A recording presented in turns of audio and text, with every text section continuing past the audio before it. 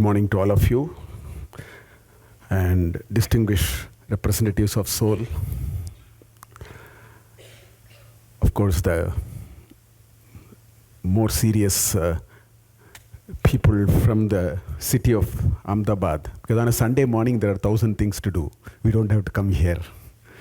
So if 150 of us want to come here, that means we are quite serious about Indian knowledge system. I'm very happy to see all of you here. It's indeed my pleasure to be with you today and share some of my thoughts on leadership. And leadership is one subject which modern management is very bothered about. I've been for the last 40 years following leadership theories. When I was a student 40 years back, we were just taught what is called theory X and theory Y.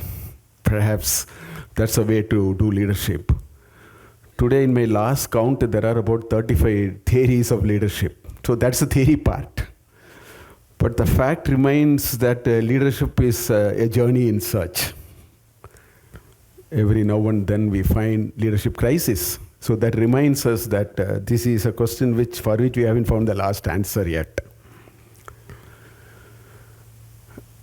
If you look at the Indian corpus, the Indian knowledge, in fact I keep saying, this is the only civilization which is uninterrupted for at least 8 millennia, if not more. Somebody says Surya Siddhanta is 11 millennia before, that means we have to add another 3 millennia to it.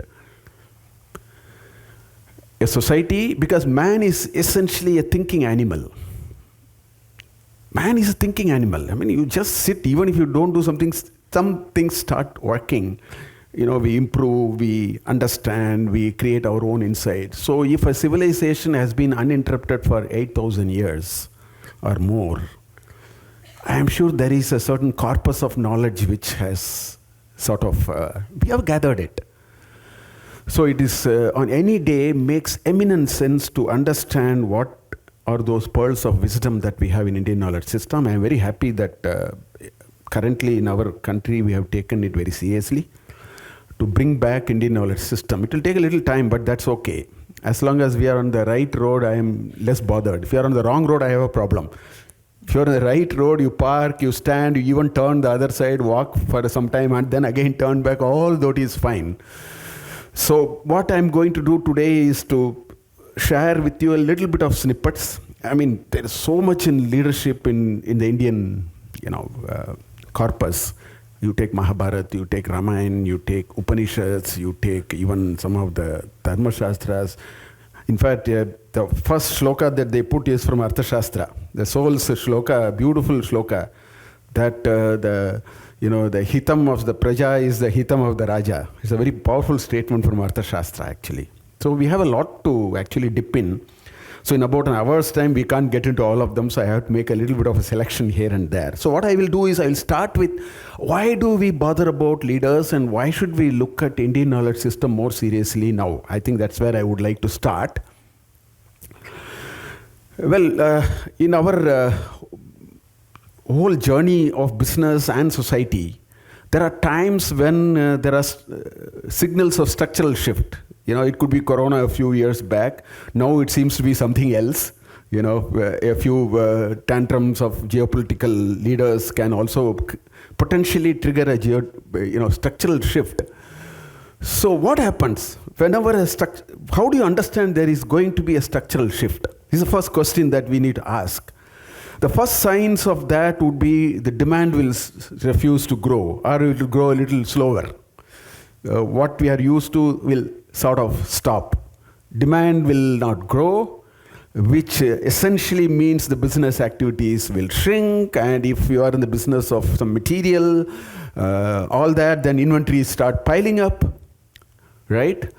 Which increases the cost of doing business. That's what invariably happens. And the easiest thing for people to do is to say, how do I cut corners? How do I send people home? We do that, salary cuts, attritions, and so on, which will obviously put less money on the table and that will only complete the circle. So if the disposable income comes down, the business will also shrink because the buying power comes down and so on. So every structural shift will go through this kind of a chain of events, and we do face it every now and then. In Corona time, we really felt it, and we are still to recover from that, and we are already talking of a few things and so on. So many times businesses, they think the easiest thing is to probably halt any new investments and then wait and watch and see what we can do and so on and so forth. That is necessarily not the way to go forward. I mean, that realization comes a little later. So the only way one can think about it is, then they say, I think the only way we will survive is to look at a little more carefully this whole idea of productivity and low cost and innovation and so on and so forth. I think every event will trigger us through this sort of a cycle that we will go through. So every such structural shift actually puts us into a new paradigm of sustainability.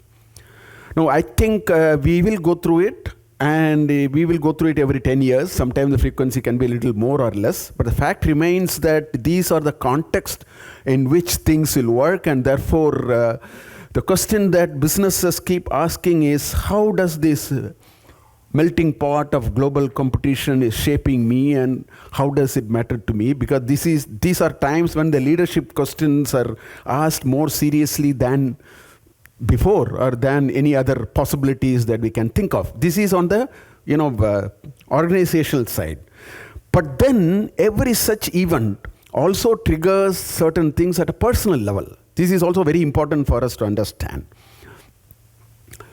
Well, business shocks invariably translates onto individuals who are part of the business, right from the top up to the bottom. Obviously, it happens. Nobody can escape that. It could be in terms of many things that we start facing. And so therefore, that fear of the unknown creates a whole chakra of events. As much as we saw a trigger of events at our organizational level, it quite often happens that at an individual level also we get a trigger of events which seems to sort of play out. We have mental stress, and then which may result in not doing a great job. At the end of the day, we are all a bundle of emotions. We can't run away from that. And which can sort of, in a way, get into a low success rate, which increases the risk of failure. And then there is this feeling that comes in the mind, what do I do? Will I lose my job? Things are not going the way it should be going. And that only adds to this. So for every such event that is happened at an organizational level, it also triggers. Organization is at the end made of people. The people make organizations, not the technology. And all those are required. But then it's the people who finally make or break organizations. Therefore, I think one needs to be a little worried about this also. So every such shift can also potentially low morale or self-confidence and so on. And the only way to come out of these and handle these is to develop a certain sense of self-belief, courage, and inspiration. Now the question is, where are all these? This is where I think the whole idea of Indian knowledge system squarely comes and sits in front of us, because the entire body of knowledge that the Western world has given us, I often say, it deals with the world outside. Your ability to deal with the world outside, you can learn from the Westerners. But your ability to deal with the world, every one of us have a world inside. And during these times, what matters is how do we deal the world inside, for which we need what is the source for all these? How do individuals actually tap this? This has been a major subject matter of interest in this country. Whether it is, Aryabhatta talking about mathematics, he'll bring this in between. Every, intellectual talks about this in addition to many other things. Shankaracharya wrote a bhashya, for yoga bhashya. And during the course of the yoga bhashya, Shankaracharya has two famous characters, one Devadatta and one Somadatta. Quite often that comes. So in the yoga bhashya, he says, well, this Devadatta is son to someone, father to someone, son-in-law to someone, and brother to someone, And then effortlessly Acharya says, this is, you know how it is? This is like the number, depending upon which place it takes, it assumes a different place value of numbers. India's contribution to the world is place value of numbers. The decimal and the place value. So our Acharyas have been they will, effortlessly switch across. They talk philosophy, go to math, and then they go to some, something to do with our daily life, and then come back to philosophy. Our scripture is full of these kinds of references. That's why it's always a pleasure to read our scriptures and the bhashyas, which makes things a lot more easier actually, and very powerful. Anyway, so what are some of the leadership challenges that we are facing in the 21st century? I will take two dimensions. One, I call it as the locus of the problem. Where is the problem? The problem is either world inside or world outside. Just now I alluded to that. Every one of us have a world inside and a world outside actually. Okay? That could be the reason why we face a leadership challenge. Or it could be the cause of the problem. Either lack of understanding or lack of tools for execution. To me, it appears the leadership challenges can be plugged into this 2 by 2 very nicely. Okay? Well, if you are talking about the world outside, then we are talking about the VUCA world. We have volatile, uncertain, complex, and agile, and things of that kind. These are challenges that you see outside. And so our ability to we need to understand it and do it better and so on. That's one kind of a leadership challenge that we face. And if we don't have a proper understanding, we'll get into our right tools, we'll get into problems coming out of the outside world, which is results are not achieved, we have unable to set targets and meet them, etc., etc. The Western world informs us very well on these matters.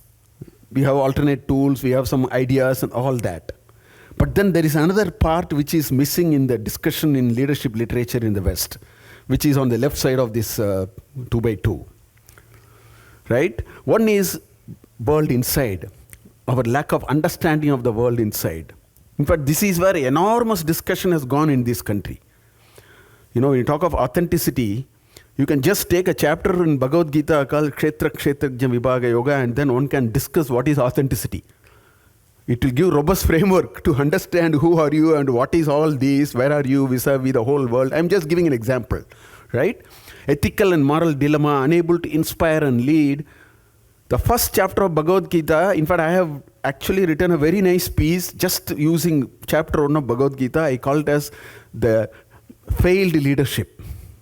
Leadership potentially fails for many of us. A good leader will fail. And there are reasons why the good leader fails. That falls on this quadrant actually. Actually, it falls on this quadrant. We are unable to inspire and lead. That's what it did. I am going to talk a little bit about that as we go along. Or we don't have the right tools. We don't know how to handle our internal conflicts. We have this problem of failed leadership. In fact, if you read the management literature today, one of the frequently encountered issue is deprived meaning at workplace. A lot of people are complaining that I am not finding meaning in what I do. And if you don't find meaning in what you do, and human beings being essentially a meaning-making animals, it will invariably lead to stress. That's how stress comes. If you can't make meaning of what you are doing, it will stress you. So all these are because of certain lack of tools, and so we end up with stress and burnout and all that. And so these are some of the challenges that we have in terms of leadership. And so what do? I thought I'll just put these issues on the table and then we'll move on in terms of what we need to do. Okay. So I will also take a little stock quickly of what are some of the broad things that is happening in the name of leadership today. And then I will step into some of the Indian concepts and see how they are sort of adding to it. Well, whichever way you look at it, you go through theory, you go through practice, you put both of them together, at the end of the day, leadership to a large extent that we are aware of and we practice falls under two main buckets according to me. One is leadership is always understood as a responsibility and ownership. It's a responsibility to take decisions and the freedom also to execute things. People view leadership as an opportunity like that, fair enough. And basically it is my responsibility. The my is in quotes. Okay? It's my responsibility. That's a kind of a feeling that we have to get the performance right for the organization. Of course, it's my responsibility to get tasks done through my subordinates, people with me, etc. This is one broad understanding of leadership. In practice, in theory, in any combinations as you wish. The other understanding of leadership is one of position, power, and endowment of resources. This is another angle to it. Oh, I can sign, I can authorize things in an organization. I will sign your, performance report or your confidential report, etc., etc. So it's a matter of position and endowment of resources at disposal. It's a power and authority that one enjoys. Broadly, leadership to a large extent is understood in these two dimensions, practice in these dimensions. Of course, in varying degrees, in varying ways, individuals, they bring their own taste to the whole thing. But by and large, this is where we are operating. Whereas if you look at the theory of leadership, that has moved very far. It is talking of things very, very differently. Very quickly, I've just put only 3. About 30, 40 theories I am aware of. I just put 3 of them. I'm not going to talk about it in detail. Just to tell you that this whole idea of what makes a good leader and what is this leadership is constantly a question which is being thought about, inquired from the research and the thought leadership dimensions also. Just to tell you, there is something called authentic leadership. People think, at the end of the day, leadership is only as good as the kind of authenticity that you can bring to the table. I mean, there are some parameters and so on. People talk of even spiritual leadership, transformational leadership, servant leadership, all kinds of things. All that I'm trying to tell you is while we practice with some certain dominant understanding and, perspectives to leadership, there is a constant reminder that maybe there are things other than these which we have to also keep looking at so that we move a few positions forward in this whole puzzle of how do you get great leaders and so on. I'll just take one of these leadership theories. I think instead of going to failed leadership, let me go to the, this Jim Collins book in which he talks about level 5 leadership. Essentially, he looked at companies which went from good to great. That was the second book in which he talked about all these good companies, how did they become great. Some of them actually fizzled out. They called as failed companies. He analyzed each of those companies in terms of various subjects. One of them is leadership, chapter 3 of the book. So I thought I'll just bring some things that he talks about here, which is very interesting to see based on a study of a number of companies. He says leaders had a paradoxical blend of personal humility and intense professional will. I see great leaders continue to be like that, including our Prime Minister. I can draw a long list. That, I have very closely moved with Dr. Venkatasamy of Aravind Eye Hospital. First time when I went and met him, I mistook him to be one of the attendants in the hospital. I more or less had that kind of a feeling. I couldn't really, I was thinking leader means he'll be in a particular, several years back, 25 years back. I have seen great leaders are absolutely fit into this. They are a paradoxical blend of personal humility and intense professional will. Okay, that's what he talks about. Channel their egos and needs away from themselves into a larger goal of building a great company. Ambition, first and foremost, is the institution, not themselves. The last thing is very interesting. He says leaders are very good in practicing what is called window and mirror approach. And one frequent example I find is ISRO. I find all the time they practice it. So let me explain what it is. I don't know how many of you have noticed, every time when an ISRO mission succeeds, the project director announces. Every time it fails, the chairman announces, not the project director. That's the window and mirror approach. A great leader says, if there is a great success, he opens the window and looks for who should take the credit. That's a window approach. He looks out. When failure happens, he or she goes and stands in front of a full mirror. That's what he's talking about. I think to practice this, you need a phenomenal, this first and the last bullet if you want to practice. There are some very nice ideas in Bhagavad Gita I'm going to talk about. Only then it will happen. Otherwise, it's easy to talk about all these. That's not going to happen that easily. Of course, he talked about a few personal characteristics. And of late, I am seeing many of the Western scholars, talk about inner development. but they are not able to articulate it very well. They have gone at most up to Buddhist mindful meditation, and beyond that they are finding it difficult to go. This is where Indian knowledge system will play out. There is this inner development which is very, very substantively driving many things. Definitely it is very important in driving leadership attributes. So I agree with you. Not everybody can be a leader. It's a matter of what really happens to you. I remember in my institute at IIM Bangalore, one of the person whom I always feel a great leader was a taxi driver. Because when, I remember when I was the dean 15 years back, one of our finance officer took his car and went to Tirupati. As he was driving, he met with an accident early morning. So they called me at 7 o'clock. They called me and say, Mr. Rao is met with an accident with his family and all that. Then me and the dean director, we came. We were wondering what to do. This car driver is absolutely a respectful person. He knows his limits.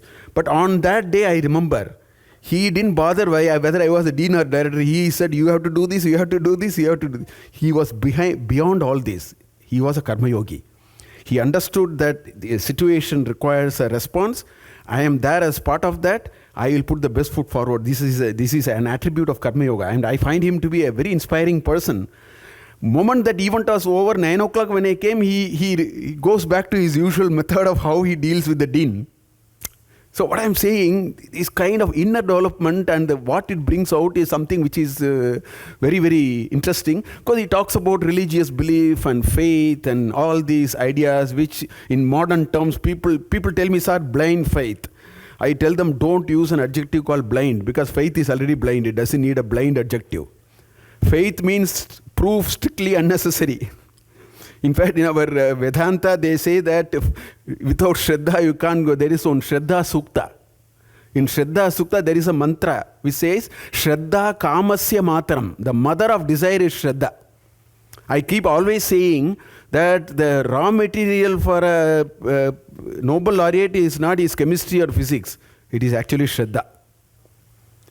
He doesn't even know he'll get a Nobel Prize. He knows there is something interesting which I have to go after. He may not even know what it is. It takes 20 years for him to figure it out. In fact, I sat with a Nobel laureate who happened to be a chief guest in IIT Madras. I verified. I keep on saying this all the time. I verified with him. He said, 100% I agree with you. It's just that we are driven by an idea of looking at something interesting there. Shraddha is very, very important to be a great leader. That's why Shraddha Kamasya Matram. That's what our Shraddha Sukta says. Anyway, so these kinds of ideas are coming from this work, where there are things that they are talking about are very richly discussed. The ones you see on the right-hand side are very nicely discussed in our scriptures. We should know how to connect them, how to enable us into those kind of dimensions. So anyway, the reason why leadership has its own challenges is, by and large, there are two things that are happening, or three things. Leadership is very individualistic to a large extent. There is a leader-follower model. I know what to do, and then you take instructions from me and then do it. That's what a lot of people think in the name of leadership. I know everything. I am a Superman who has come, and therefore I have a special brain. You just take instructions. That's what I call as leader-follower model. Or we look at many decisions in life strictly from a cost benefit. Cost benefit is very important, but I'm saying you can't be just running a whole thing with cost benefit. You miss a certain element of inspiration in the process. That's the second approach. Third is, of course, slightly at a lower level. It's all about setting some goals and going after it. I won't call it as leadership. I will call it as managerial rather than being leadership. Anyway, so those are things. So therefore, the question is there something more we should look for? So what I'm going to do is I'm going to play two short videos. One video many would have seen. Still, I want to play that video. And two quick videos, 1 minute I want to, play. And then we'll talk about what is happening in those videos. This many would have seen this.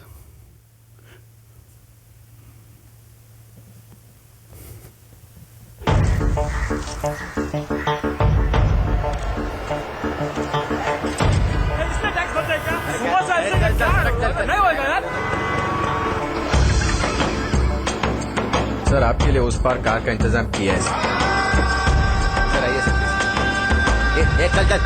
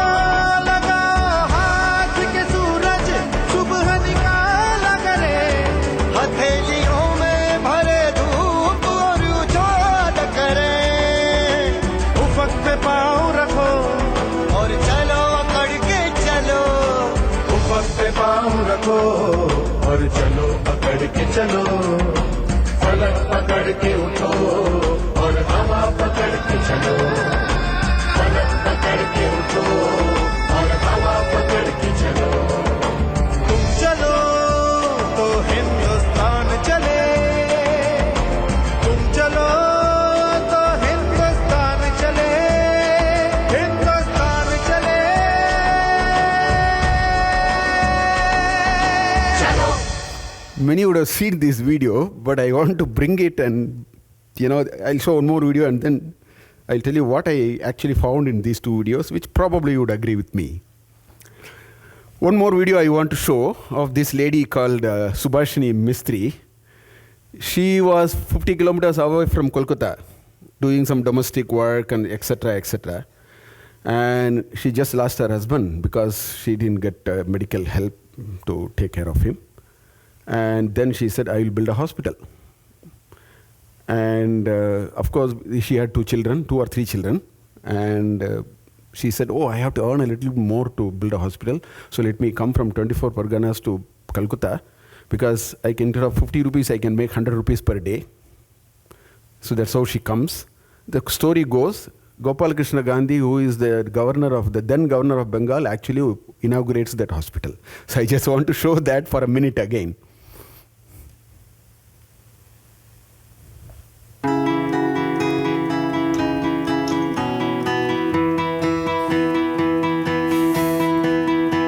আমার স্বামী বিনা চিকিৎসা মারা গেছে, তখন আমি বলিনি যে আমি হসপিটাল করব, কিন্তু আমার বিনা চিকিৎসায় স্বামী মারা গেছে বলে আমার মনে ওটা স্বপ্ন ছিল যে আমি কোনো রকমে যদি বিকে শিক্ষে করে যদি ছেলের মানুষ করতে পারি, আমি ওরে ডাক্তারি করাবো। অনেক কষ্ট, অনেক পেটের জ্বালা সহ্য করে মানুষ হয়েছে। পরের বাড়ি ঝিগিরি করতে, চায়ের দোকানে খেটেছে, ভেড়ি পানাতে রুতাম, ওর বীজ চাষ করতে পারে, ধাপায় কয়লা গুড়িয়েছি, আঁবের আঁটি বিক্রি করে টিফিন খেয়েছি, এই চপ্পল বিক্রি করে টিফিন খেয়েছি। 2 পয়সা রাখতাম, 2 পয়সা খেতাম, ঘর ভাড়ায় থাকতাম। তখন শুনলাম যে এই জমি বিক্রি হয়ে যাচ্ছে। আমার ছেলেদের নিয়ে বাবার সাথে গিয়ে বাবুর 2 পা জড়িয়ে ধরি, যে পয়সা দর দিয়ে বেচবে আমার একটু কম পয়সাতে জমিটা আমাকে দিন। তা সত্যি বাবু আমার কথা রেখে কম পয়সায় জমিটা আমি কিনলাম। কেউ দিচ্ছে বেড, কেউ মেশিন, আমার তার কেনার ক্ষমতা নেই।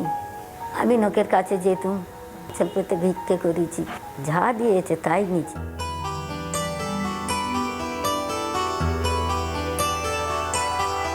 This hospital is 45 beds. This is her son who became a doctor. Now we want to run this hospital in all respect. That will be run full-fledgedly. Other than this hospital, we want to start our old age home and orphanage home in the very short period.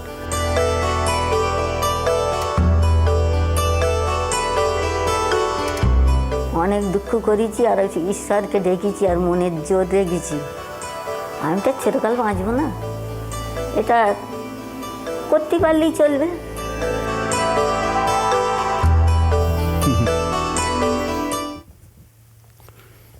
So I showed you two videos, completely unrelated videos, but I find a lot of commonality between these two videos. In fact, normally I discuss for about half an hour, 45 minutes, just these two videos and bring a lot of issues. I don't have time to do all that. But anyway, let me tell you what were some of my key takeaways from these two videos.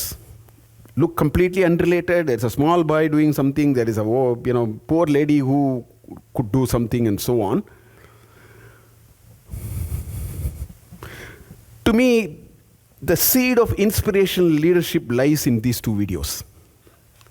What we need today, we need inspirational leaders. We need leaders who can be very inspirational. See, what is common between these two? Both of them could have never achieved. How can a 30 kilogram boy can lift a 3,000 kilogram trunk? People will say, "Pagal hai tum? Go away." They will just chase. Just imagine. They will say, "What is happening to you? Get lost." Similarly, if this lady who is earning 30 rupees a day, 40 rupees a day with 3 children, If she is saying, I'm going to build a hospital, people will just laugh at her. If she keeps saying more than once, 100 times, they will take her to the mental hospital. This is what we think. This is the first sense of commonality. Both of them achieved something which is extremely unimaginable in some ways. This is the first lakshana of a leader. Otherwise, you don't get leaders. Okay? But then, because of that, they attracted everybody. In fact, there are two things. Again, these two examples violates every theory of leadership that we know in modern management. In modern management, we are informed by two important theories. Okay? One is called bounded rationality. Another is, let me put it, instead of putting those terms, let me put it in a different way. I think at the end of the day, I'm not telling in a derogatory sense, many of our decisions at every levels of our working, there is what is called what is in it for me. Not in a derogatory sense. I mean, there is the sense of what is in it for me. So you have to work that out and then take a decision. Second, there is only so much risk we will take. Risk aversion. Whereas what you see in these two videos, which is perfectly matching with one another, they let both of them go away. This boy need not have to do anything about the trunk. Please understand, he could have stepped out of the bus, which he anyway did. His house must have been 10 minutes walk or whatever, maybe 15 minutes. He could have gone. This lady lost her husband anyway. What is it that she is going to gain anymore? So this what is in it for me, if people know, Krishna talks about it very strongly in Bhagavad Gita. If you can keep what is in it for me a notch away from you, your complete style will change and you will become inspirational to people.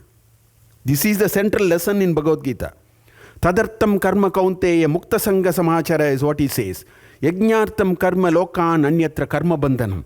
Tadartam karma kaunteya mukta sangha samachara.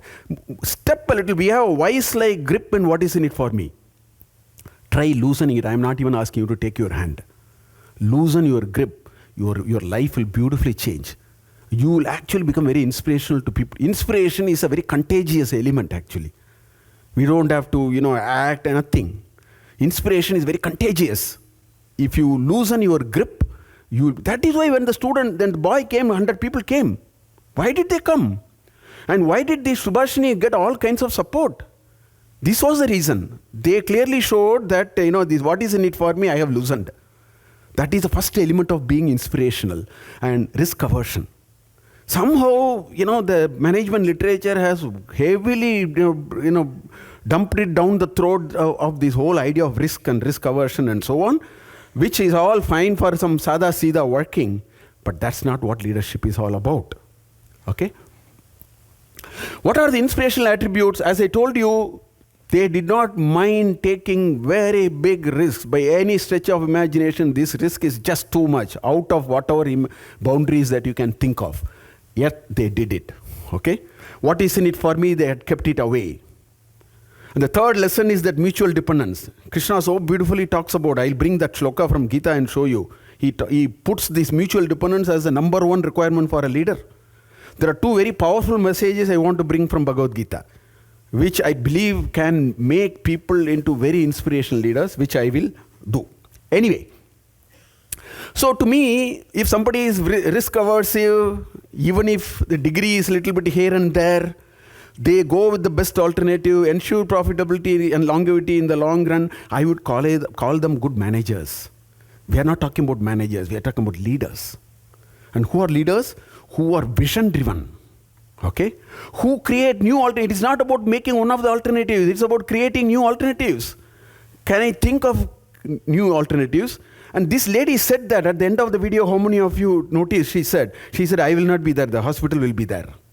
That is the lakshana of a leader. What impact did you leave and go? In Indian mythology, in our Indian Puranas, in our Upanishads, in our epics and Vedas, what is it saying? It is saying the art of dying is far more important than art of living. I didn't mean the art of other living. I mean, don't get me wrong. I didn't get, because the moment I say, some people think I'm talking, no. Art of dying. Every one of us have to actually have that last sleep which is very, very peaceful. With a complete sense of fulfillment. That is the goal of life. We are living for the art of dying. That's what our scriptures tell. And these people would have had the art of dying. Krishna says, Apuryamanam achala pratishtam samudramapaha pravishanti yadvat. The greatest river, Brahmaputra and Ganges, may empty together in Calcutta. The level of the Bay of Bengal will not even increase by an inch. Why? It is Apuryamanam, achala pratishtam. It doesn't even shake. We need to have that feeling on the last day when we leave this. How do you do it? You have to be very inspirational. All other things are in between. I mean, pay is there. All that is important. I am not, saying all that are not important. They are sub-bullets. We need to know the main bullet. The main bullet is that final event must be the most peaceful event in our life. Krishna in Bhagavad Gita has entirely devoted one chapter for it, chapter 8. Chapter 8 is the art of dying. Beautifully it talks about how do you actually understand this whole thing. These are very, very important things which will inspire. Other inspiration doesn't come otherwise. So I'll take back the same 2 by 2 and then see where is the antidote that we can think of. Okay?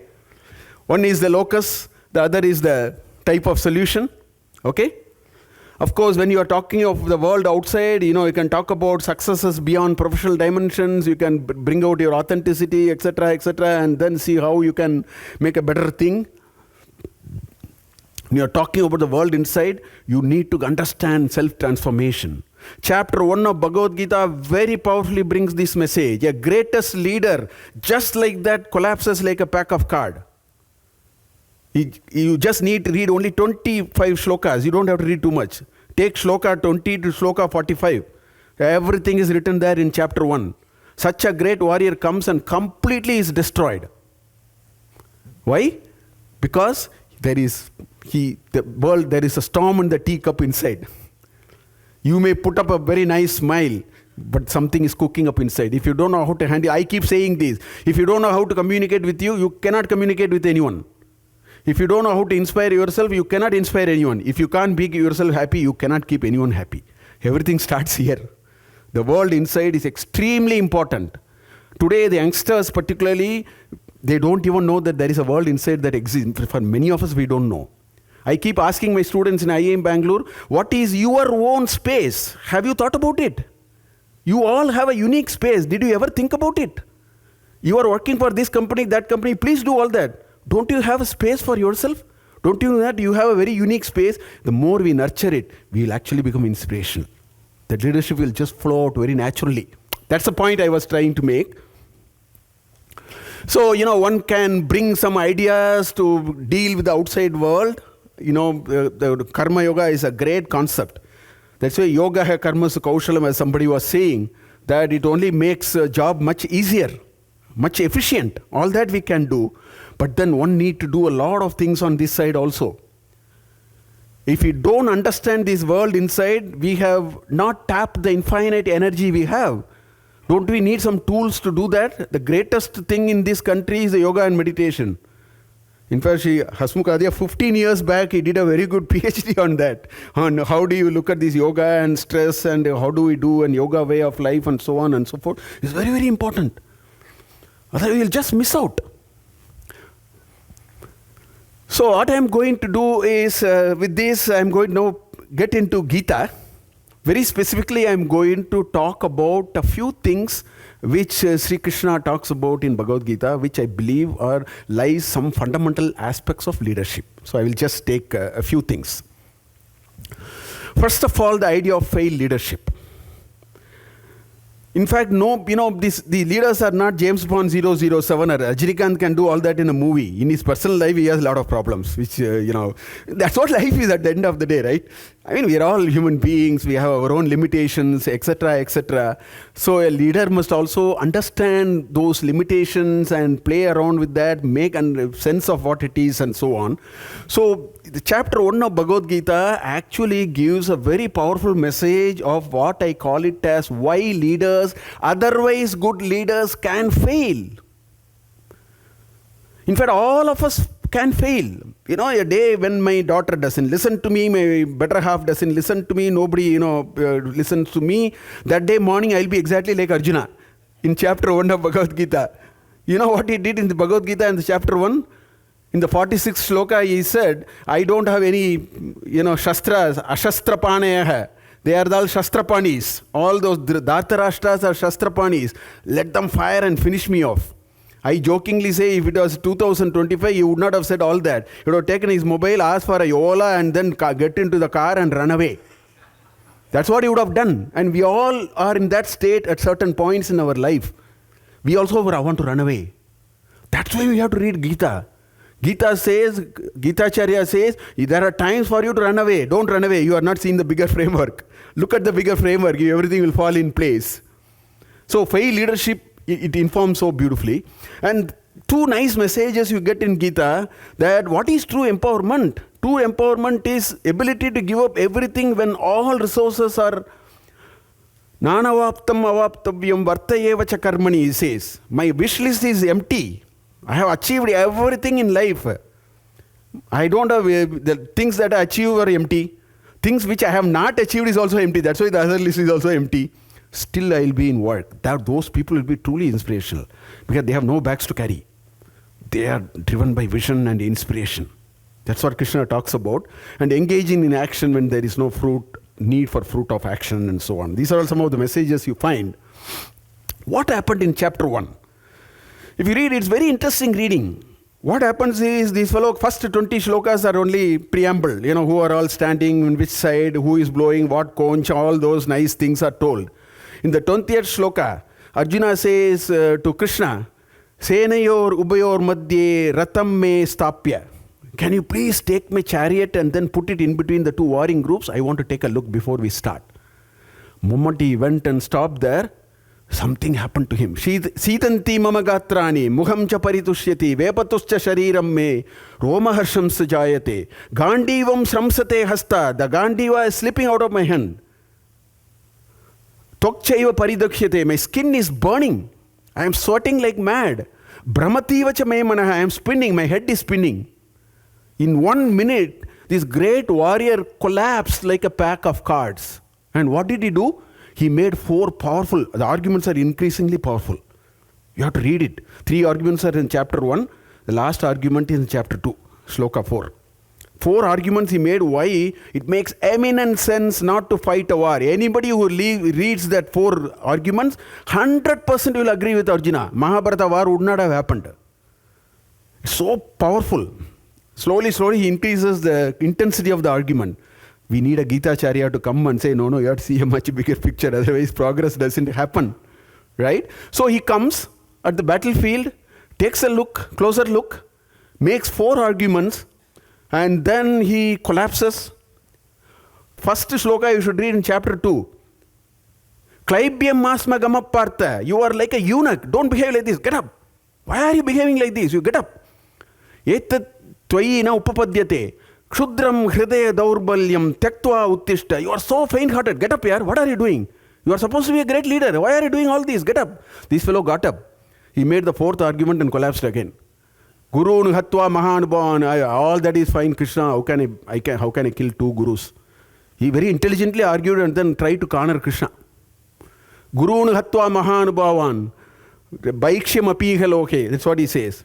Rudira pratagdan. How can I bath in the glory of the blood of my gurus? Powerful statements. He just gets back to depression. Question is, why did it happen to him? If you read about him, he is very powerful. He is called Savyasachin. With left hand he can fight. He doesn't need a right hand. That's why he is called Savyasachin. There are so many adjectives about him, so many stories about him, but this fellow has just collapsed. Like a pack of cards. There is a very important message there. Every good leader has opportunities to collapse. Krishna starts with that story in Bhagavad Gita, and therefore he says, I will fix that for you. The remaining 17 chapters is fixing that for him. That's a very valuable lesson for us. Otherwise we may be good leaders, but then when push comes to it, we may just collapse. It can happen. So this is what happened. Why did he collapse? He had a lack of clarity. He didn't have the big picture. A great leader is one who is able to vision. That big picture must be with him all the time, in front of him, in his sleep, in his dream, when he is waking up, when he is walking, when he is bathing, he is eating. That picture must be there. He lacked that clarity. Lack of clarity went to lack of discrimination. Nitya anitya vastu vichara is called viveka. He became a aviveki. He didn't know what is important, what is not important, what is perishable, what is permanent. This is a very important managerial attribute, leadership attribute. So many events will come. You should know what is perishable and what is not perishable. I mean, you need to stand by it. Na? That's called viveka, nitya anitya vastu vichara. Shankaracharya gives that definition for viveka. Lack of discrimination. Moment you have lack of discrimination, you become less questionable about mindset. You will bring arguments. I have seen in my consulting, company, the best arguments are made to defend status quo. Oh, this technology will not happen. We have tried it. This competitor tried it so many times. We have done like this. Lot of homework will be done to defend status quo. The best brains will work like that. So less questionable about mindset, you become more defensive. That leads to hridaya daurbalya, faint-heartedness. You become very weak. You can't stand by and take decision. If you can't stand by and take a decision, what leadership are we talking? That's the issue. And so there is a technology of how to make bad decisions. Read chapter 1 of Bhagavad Gita. In a way. What I mean to say is, I think it's important for us to understand that each one of us can be caught at the wrong foot. However strong we are, however sort of informed we are, there are some missing elements which Gita brought. That is why we have to read Gita. It brings that, fills that hole and say, oh, this is what it is. Now you can, that's why this fellow at the end of 683 shlokas, he got up and said, okay, it's time for me to go back to action. That's why Gita is a great text to read. So, these level 5, whatever he talked about, are all available in Gita. Intense humility and will, window and mirror approach. How do you get window and mirror approach? You have to develop what is called titiksha, mental equipoise. Only those who have mental equipoise can do it. It's not easy to do all these. You have to outgrow your narrow confines of the duality of things which affect us in life. Experienced, very wise leaders are like that. Okay? And of course, inner development is very richly talked about in Gita. So I will take 3-4 important concepts out of Gita, take some shlokas and show you what exactly Sri Krishna is telling. This is in a chapter called Bhakti Yoga. Of all the chapters, there is a chapter called Bhakti Yoga in which there is a very beautiful celebration of a bhakta. To me, it's a celebration of a great leader. What is it saying? It's saying, Yasmat na advijate lokaha, lokat na advijate chayah. He says, I am not afraid of the world. The world is not afraid of me. I am not afraid of the world, the boss can say. All subordinates will be afraid of him. I am the ultimate in my organization. Why am I afraid of all of you? The catch is, they should also say the same thing. My first visit to Aravind Eye Hospital, I was stunned. This shloka came to me because I met one village girl who is a paramedical staff. I asked her, can you describe Dr. Venkatasamy? She doesn't know this shloka, but he said exactly this. Sir, we are not afraid of him, he is not afraid of us. Something like that she made in chaste Tamil. She gave me a beautiful expression of how great he is a leader. That will happen only when you have personal humility. I'm sorry to tell that a lot of leadership, leadership requires 2 things. You need magnanimity, you need generosity. Because the position has endowed that on you. But people exactly do the other way. They are, I don't like X. We have been colleagues, I don't like X. Today I become leader. You can't pass on that kind of, that filth on them. You have to rise above. That magnanimity and generosity is very important to be a great leader, to leave an impact in an inspiring way and go. That's what he's saying. There are a lot of places where Krishna talks about it. He says, Harsha, Amarsha, Bhaya, Udvegaihi Muktaha. Harsha and Amarsha. I am feeling good, I am feeling bad. Right? Amarsha, Bhaya and Dvesha, all they are beyond all that. All those will come and go. I will stay beyond that. They are great leaders. He calls great bhaktas, but great bhaktas are also great leaders. Leadership attributes are very much contained here in many shlokas. I thought I'll just bring this. But then there is a very important concept, 35 places or more in Bhagavad Gita Krishna talks about. Just to give you a little, you should understand why I'm saying this. Up to shloka 10 in chapter 2, this fellow was crying. Actually up to shloka 8. Then Sanjaya comes and then all that happens. The real teaching in 2.11, it starts in 2.11. Why I am saying this? This is the third shloka from there. Krishna felt that I cannot delay this idea. This is very important for you to be a great leader, to achieve this great task of restoring Dharma in Aryavrata. The task is very difficult. Nobody can kill their grandfather, guru. It's not easy. Yeah? I mean, we can talk all that in a room. In the PowerPoint slide. Arjuna's problem was real.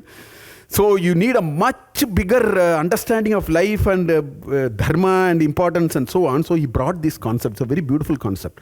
Matra sparshast kaunteya sitoshna sukha dukkataha agamapaino anityaha tam titikshasva bharata. See, we all have what is called pancha tanmatras.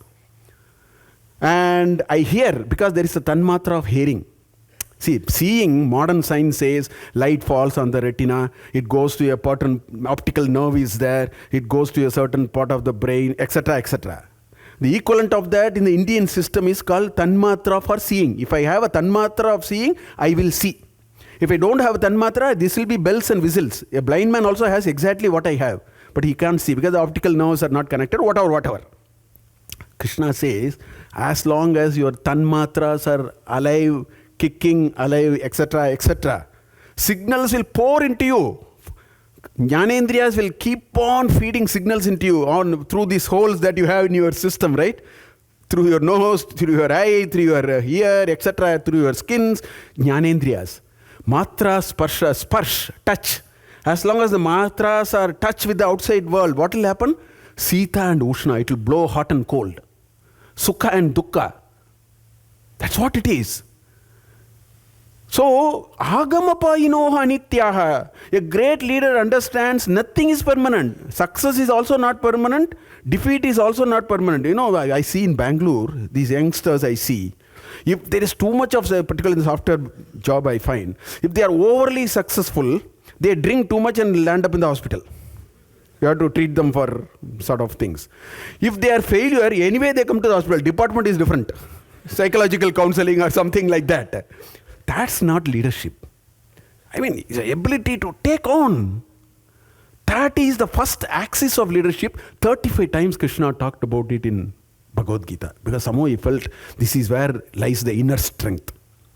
Agamapaino anityaha. They are anitya. Tan titikshasva. Titiksha. Develop that sense of equipoise, mental equipoise. Shankaracharya gives a very beautiful definition. Sahanam sarva dukkhanam apratikara purvakam chinta velaparahitam sa titiksha. He said sahanam sarva dukkhanam. He never said sahanam sarva santoshanam. You don't need any support system for santosha. It looks like you need support system when you have dukkha. He says no. A true leader can actually transcend all that. He'll be able to handle both. As both comes, he will handle. Look at that's why look at his definition of yoga. Samatvam yoga uchyate. A person who is able to handle the pluses and minuses of life. You can write 100 pages of opposite. I like, I don't like, positive, negative, success, failure, hard, cold. You can write a book of duality. You have to become an Advaiti, not Dvaiti. Should not get stuck with this duality. You should transcend and go beyond duality. If you go, he says, Samatvam yoga uchyate. This is an important training for some person to be a leader.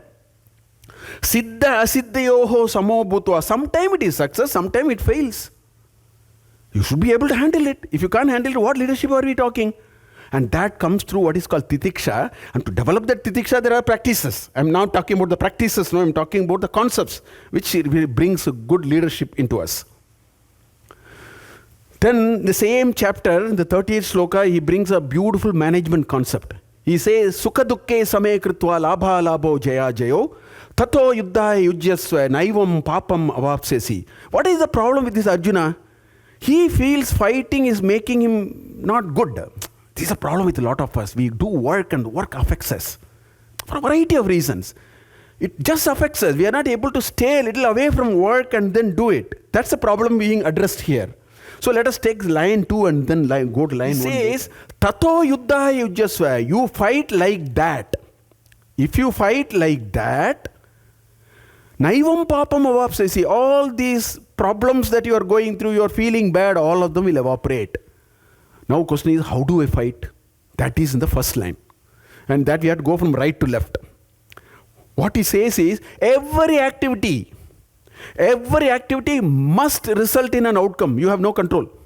The outcome can be jaya or ajaya. It can be, success or failure. In health, medical profession, quite often this happens. Operation success, patient died. So the operation is successful, but the patient died. So sometimes jaya may become alaba. Labha, alaba. See, jaya, ajaya, labha, alaba. So the first pair of opposite that can hit us in life is jaya and ajaya. We can accomplish, we may not accomplish. Possible. Then he says, even if you accomplish, sometimes you will not meet the objective. There is no labha. So that is an outcome. That outcome is put into a performance metric. And because of the performance metric, you know that it was successful or not successful. After that, only your feelings come. Sukha and dukkha.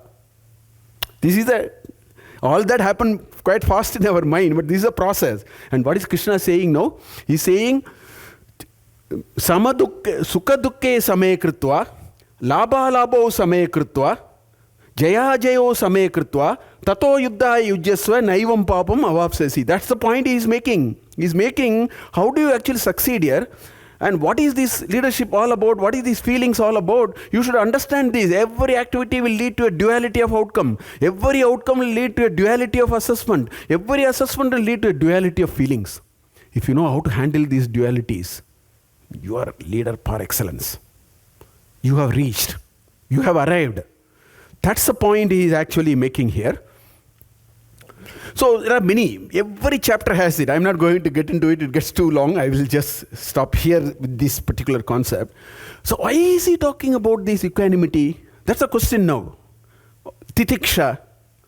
Now if you look at, great things are never achieved through excitement. It will never happen. You cannot achieve great things through excitement. Okay? And in fact, that's the reason when I wrote a book on operations management, after all these, I decided I will globally replace brainstorming with brain stilling. The brain should not be stormed. I came to a conclusion. That's a Western word. No, I keep telling, some of the senior executives ask me, sir, I am feeling very tense up. I say, can you just go and sit in one place here? Even in office, you just go and sit in a silent room for half an hour. The quality of decision you'll take will be much better after half an hour. Because the brain is a little bit, brain meaning manas. It's a little chitta vritti is slightly brought down. Because you can't do things on excitement. That's why they say, if you write an email, don't send it. Keep it and then send it tomorrow. The message you go and edit it, you'll edit it tomorrow morning, because that was a feeling there. That feeling has now come down, you have become a little more objective. Right? Because we are all, this balance between sensory input and motor output is what Titiksha is all about. You cannot say, you say something and then I take out my AK-47 and then shout, or give a slap. We are not leaders if you do all that, shout at you. Can you bring the gap between sensory input and motor output? That practice is called Titiksha. In other words, we are all homeostatic, physically homeostatic. Krishna is talking about psychological homeostasis. When outside is very adversarial, you should not become a mousetrap. A lot of leaders are mousetraps. When they do something so that this fellow fails, this fellow shouts, this fellow commits a problem, they are a poor leadership. So Titiksha is a great possibility of. So it's all about the world around us and how we handle the thick of activity. So I'll take one more idea and then we'll maybe take up a little bit of Of course, he talks about, I already talked about it. Nanavaptam avaptavyam vartayeva cha karmani. He says, I have nothing to achieve here, everything, I'm satisfied. I have no big wish list. Still I will do. Name partasi kartavyam trishu lokeshu kinchana. If you ask, there is nothing that I have to do in these three worlds, yet I will be in thick of activities. You know what it means? That's a terrific degree of freedom for the leader to exercise. Once he is able to come out of this, what is in it for me? That is what that boy did. That's what that Subhashini did. They put aside the what is in it for me without a lot of, your risk and all will melt. After all, you have nothing to lose. If at all anything, you will only gain. That's what is going to happen actually. If you take this view, this frame of mind and then approach things in our life. So, what difference does it make? Risk-taking ability will come down. Just try it in small little ways, experiment. Gita is for experimentation, not for hearing or reading. It is for experimentation. Make small experiments. Your life, wherever you are, in your personal life, in your professional life, in your social life, dramatically it will change. Mark my word for it. It will. Okay? Failures don't affect. And how do you develop this attitude? Mukta Sangha Samachara, Tadartam Karma Kaunteya, Mukta Sangha Sama. The great idea of Karma Yoga actually drives us into that frame of mind. How do we actually work without bothering too much? Enjoy the work for the work of it. That idea will slowly come in and beautifully create it. One last idea before I stop. Krishna has very greatly talked about what is called mutual dependence. There's a beautiful concept of yajna he talks about in chapter 3 and 4 of Bhagavad Gita. I just picked up one shloka from there. He says, Devan bhavayata anena, te deva bhavayantu vaha, parasparam bhavayantaha, shreyaha param avapsyata. He says, you will reach the pinnacle of shreyas, param shreyas. You will reach the pinnacle of prosperity when paraspara bhava. Parasparam bhavayantaha, shreyaha param avapsyata. These are my favorite examples. A boss or a manager or a leader who thinks he can throw all his weight will be a poor leader or a poor manager, I am telling you, because the subordinates will work for making sure that he fails. Organization and all is gone now. Now we have to fix this fellow first. So organization goals are all, it's all gone. I have to somehow make sure this fellow fails. That's not leadership. That's not management. That's not the way to do. So boss and subordinate have paraspara bhava. Government and society, that's why 15 years back, 13 years back, one person put a white cap and sat on Jantar Mantar. 1 million people ran up and down in this country and just changed the government. The civil society and the government or the elected representatives have paraspara bhava. If you don't understand, if you become a Maun Mohan, there is a problem. You can't be silent. You have to be, however good you are, you have to be open. Na? Nature and man. In 2013, in a matter of 3 hours, it didn't need more than 3 hours. In a matter of 3 hours, in a place called Kedarnath, the clock was wound by 167 years. In 3 hours, nature required only 3 hours to sort out things. We have a very deep relationship between man and nature. And finally, there is a deep relationship between living and non-living entities. That's also very, very important. These are, again, great attributes of leadership.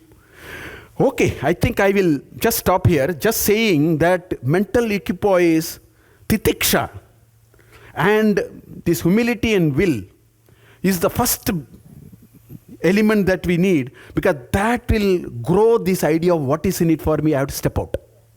If I know how to step out of what is in it for me, then it will take us to, this leaving behind an impact and mutual independence. That will happen very naturally. These are some of the ideas. I have taken a small fraction from Gita, just mindful of the time. I just thought I will take a little bit and talk about some aspects. But every scripture, if you read Mahabharata or if you read Ramayana or you read Upanishads, for example, in Chandogya Upanishad, in the second book, 23rd chapter, I think, he says, Nalpe sukamasti bhuma vai sukam. It's not a CEO getting consultancy from BCG or all such consultant people. The Rishi says, Na alpe sukamasti. There is no charm in small things. Think big. Bhuma vai sukam. Yat bhumo tat amritam. Yat alpam tat martyam. Our Upanishads also talk a lot of vision, thinking big. Every text I can take and then share with you. The point is, our scriptures is full of very beautiful ideas. But I am only saddened by one thing. If you ask me about anesthesia, I will not talk because I don't know. If you ask me polymer chemistry, I won't talk because I don't know. If you ask about management, maybe I will talk. 35 years I have spent, 40 years perhaps, I have something. But all Indians have one license. Without knowing anything about Indian knowledge system, you can go to the rooftop and say all these are nonsense. It's time you collect all those licenses back. I am saddened by that. People tell me, sir, Bhagavad Gita is violence. I said, when did you read Bhagavad Gita? Do you know Sanskrit? They say, I don't know Sanskrit. I say, get lost. That means you have not read. You read and then come, I will talk. Because I am not going to talk to somebody about some management theory. I mean, it's foolish. You should be equally an expert. Otherwise, it is not talking ill of him. It is a waste of time. So I tell them I won't talk to people if they don't read. It's not arrogance. It is a feeling I express So we all must read Indian scriptures. They are full of beautiful ideas and wisdom. Thank you for this opportunity. I think I'll stop here.